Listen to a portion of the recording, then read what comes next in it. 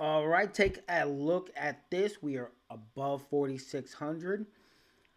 Bounced off of it here in the morning, and we've stayed way above it ever since. That's awesome news. Awesome chart. If we look back here, look back a little further, and we see we rejected the 4,600 here. We rejected the 4,600 here. And if we can stay over 4,600, there's a good chance by the end of the year or first quarter of next year, we'll reach all-time highs. Now, there have been a few people that have been calling for a recession, and they point to, you know, this or that higher inflation, jobs data.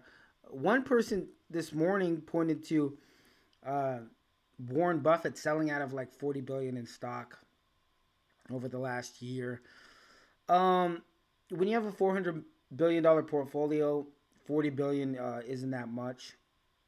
So I mean, really not worried about that. Also, if you're going by what Warren Buffett's doing, he doesn't play the short game.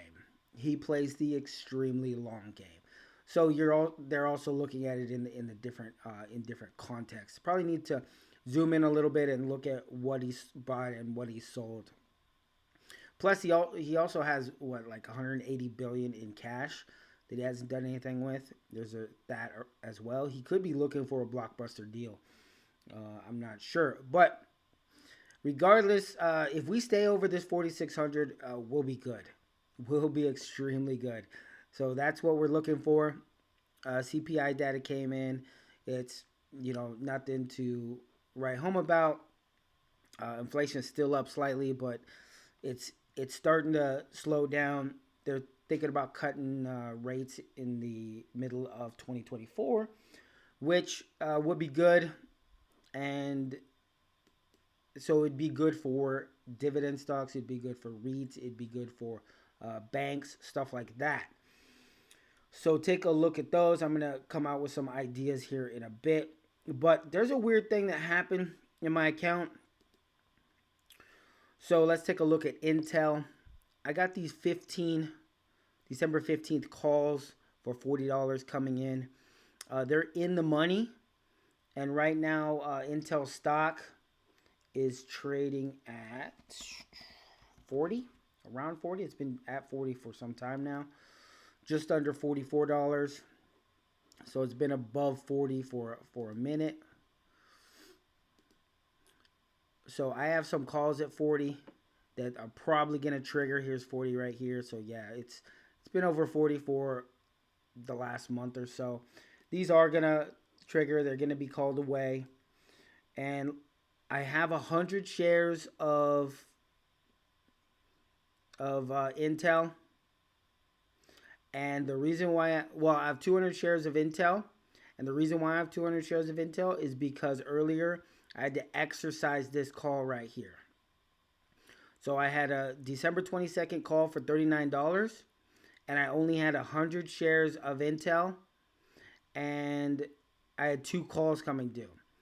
Now, this call right here that I was long was not going to trigger. I would have kept this long, and then I would have been short 100 shares at $40, which I didn't want to do, so I went ahead and exercised this morning. I had a video on that, but I don't believe the mic was on, so I messed that up. So yeah, I exercised this morning. All I did was go here, and there's an exercise button, and I bought the shares at 39. Remember, if I buy a call, that gives me the right and not the obligation to buy it at the strike price. We're trading at 40, just above or just below 40, so I exercised at 39. They're going to be called away at 40. It's a good deal for me. Now, this is going to, once these get called away, this is going to be one of the first times like in 3 years that I haven't had Intel. Here's been all my Intel trades from the last year, or for the last 3 years. And after I sell these shares, I'm going to be net positive $5,400. Now, that may not seem a lot. $5,500 over the last 3 years. Okay. But this is not the only stock that I've been trading. I trade between 40 and 45 stocks on the regular. So if I averaged 54 and times 40 to 45, that's a nice chunk of change for the last 3 years. That's just cash flow. Okay, and also Intel's probably the middle of the road in terms of volatility and their options. If you look at Kraft Heinz or you look at Conagra Brands or something like that, they're going to have very low volatility, so it's probably going to be under 5,000 in terms of net profit or cash flow. But if you look at Palantir or Snap or Uber or something like that, probably going to be way over 5,400. So the reason why this is only, I trade 40 to 45 stocks and only average about 5,000 in cash flow is diversification. Diversification, diversification, diversification. Because if one of these stocks go against me, let's say Snap loses 40%, Palantir loses 15%, stuff like that, then I will still be able to trade my portfolio. Okay, now if I put, let's say I put all my eggs into this one basket, and I, instead of making, 5,400, I made, $500,000. There's a chance that I would have never got to $500,000.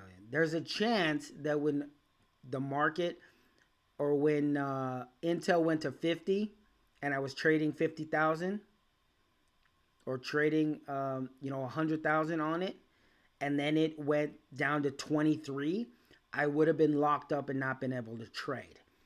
That is the issue. These stocks, all stocks, will go up and down. We all know that. But you don't want to be stuck, unable to trade while the stock is moving from 50 to 25, waiting to get your money back from when it goes to 25 to 50. You don't want to be in that. So this is excellent cash flow for the last 3 years. If I'm doing this 40 to 45 different stocks, I want each one to have its own independent cash flow so that I can trade, keep on trading, and keep the money coming in regardless of what that stock movement is doing. So my portfolio continues to grow regardless of the individual stock positions. And that's how it should be traded.